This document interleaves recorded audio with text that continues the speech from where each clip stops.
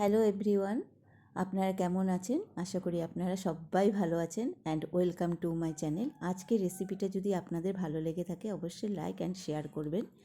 আমার চ্যানেলে যদি নতুন এসে থাকেন চ্যানেলটাকে সাবস্ক্রাইব করে পাশে বেল আইকনটা প্রেস করে দেবেন, যাতে আমার ভিডিওর নোটিফিকেশন সবার আগে আপনার কাছে পৌঁছায়। আজকে আপনাদেরকে ভেজ বিরিয়ানি করে দেখাবো। তো কী কী লাগছে ইনগ্রিডিয়েন্টসগুলি আমি আপনাদেরকে বলে দিচ্ছি। আর শীতের মরশুমে এই ভেজ বিরিয়ানিটা খুব ভালো লাগে। সব রকম সবজি পাওয়া যায় এই সময়টা, যার জন্য করতেও সুবিধা হয়।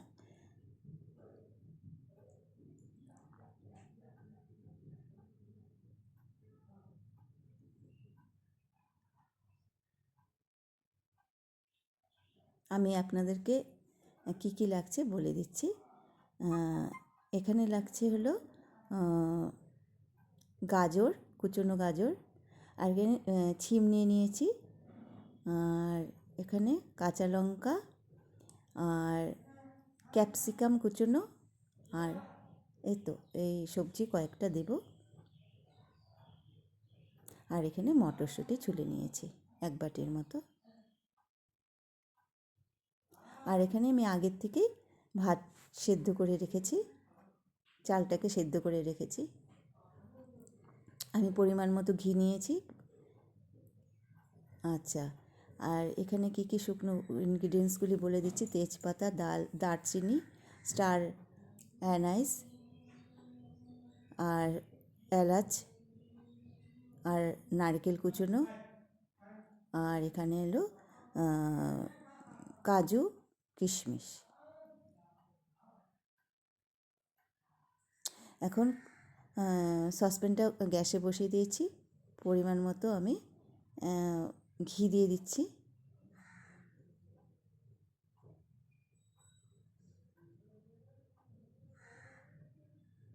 ঘিটা গরম হয়ে গেছে। এখন আমি স্টার অ্যানাইসটা দিয়ে দিচ্ছি। তারপরে দারচিনি, এলাচ দিয়ে দিলাম সম্ভারে। তারপরে নারকেল কুচনোটা দিয়ে দেব, আর কাজুটা হালকা হাতে আমি ভেজে নেব।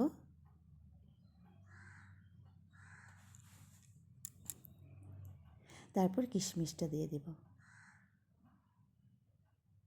সুন্দর করে হালকা হাতে ভেজে নেব। এখন আমি এক এক করে সবুজ সবজিগুলি দেব। গাজর দিয়ে দিলাম, ক্যাপসিকাম দিয়ে দিলাম, এটাও হালকা হাতে আমি একটু ভেজে নেব।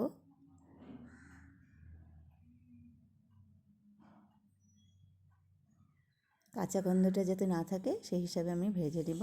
তারপরে ছিমটা দিয়ে দিচ্ছি,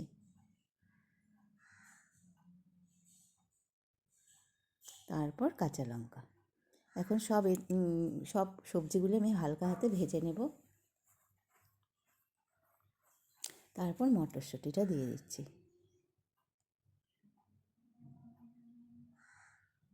খুব সুন্দর একটা সুগন্ধ বেরোলে তারপর আমি সেদ্ধ করা ভাতটা দিয়ে দিচ্ছি অল্প অল্প করে।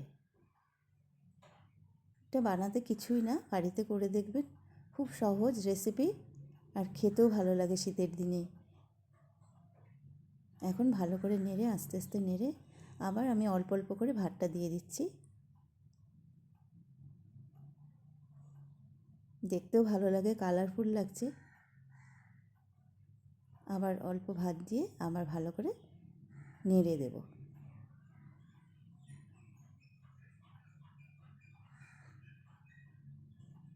এখন আমি নুন দিয়ে দিচ্ছি পরিমাণ মতো, আবার সুন্দর করে নেড়ে দেব।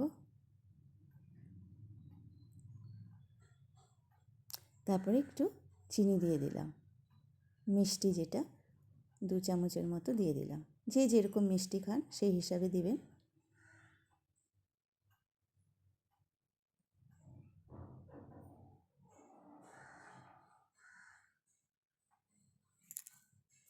তারপর তেজপাতা আমি দিয়ে দিচ্ছি। তেজপাতাটা আমি সম্বারে দিইনি, আমি ভিতরে ঢুকিয়ে দেব, ফ্লেভারটা খুব সুন্দর আসে। আমি সব রান্নাতেই আমি এইভাবে তেজপাতাটা ইউজ করি। তারপর আমি ঘিটা একটু দিয়ে দিলাম। ঘি দিয়ে এখন আমি ঢেকে দিলাম।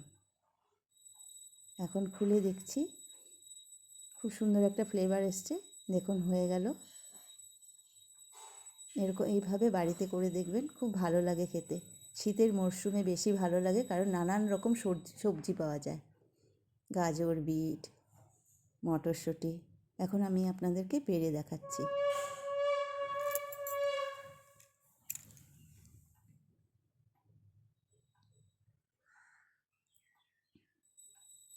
কেমন লাগলো আপনারা কমেন্টের মাধ্যমে বলবেন।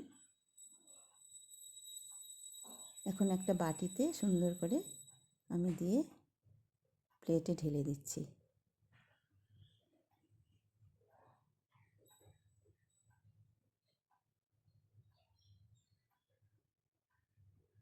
কেমন লাগলো বলবেন।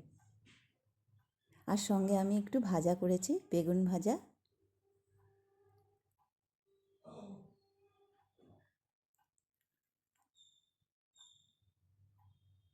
বেগুন ভাজা দিয়ে খুব ভালো লাগে এই রেসিপিটা খেতে।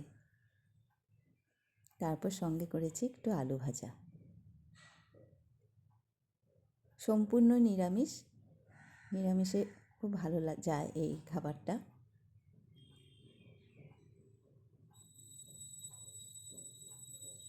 কেমন লাগলো আপনারা অতি অবশ্যই জানাবেন কমেন্টের মাধ্যমে। ভালো থাকবেন। নমস্কার।